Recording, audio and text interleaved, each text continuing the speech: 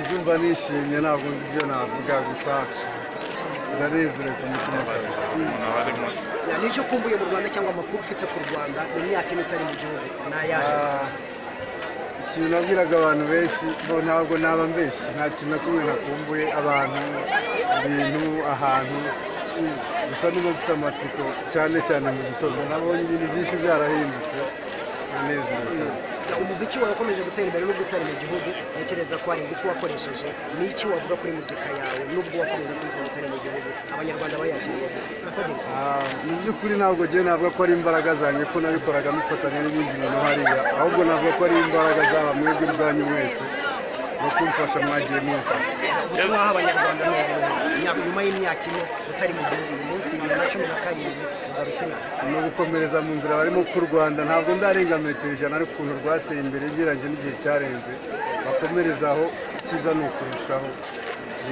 Kitoko nk'umuhanzi uririmba Afrobeat, hari na bagenzi bawe basigaye mu Rwanda bakora Afrobeat, umuntu uri muri Afrobeat neza kano kanya mu Rwanda ninde waguhagarariye? Ubundi ntabwo mfana injyana, mfana imiririmbire, n'uririmba hip hop n'uririmba ikindi kintu, mpamya ko buri wese ari kwitwara neza kandi ndabafana bose. Mu bahanzi bari mu Rwanda noneho ninde wavuga uti kame uyu nguyu mu myaka maze yarampagarariye neza? By'ukuri naba mpagije ko n'ikibazo kije cyihuse, reka mbanze nze kubitekereza n'indirimbo zabo nzamenya uko bihagaze.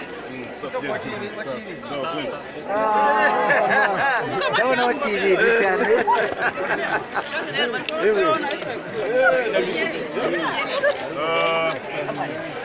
Urabona imirabyo ko mirabyaciye. Masamba, ijambo rimwe ku manzi Kitoko. Cyambere nuko nishimiye cyane ko Kitoko aje muri gahunda nziza, twarabiganiriye kenshi n'igihe nari mu Bwongereza. Iki nacyo yongeye mu Bwongereza, niwe dukorana ama spectacle, tuba turi kumwe, akantembereza Ubwongereza bwose, cyo gituma nanjye naje ku gitaramo kimwe mwigeze gukorana i Burayi. Masamba niwe muntu wenyine navuga mu Banyarwanda wasubiye ku ishuri niwe aho nigira. Hari igitaramo kimwe mwigeze gukorana ku mugabane w'i Burayi cyari kigamije gufasha, icyo gitaramo byagenze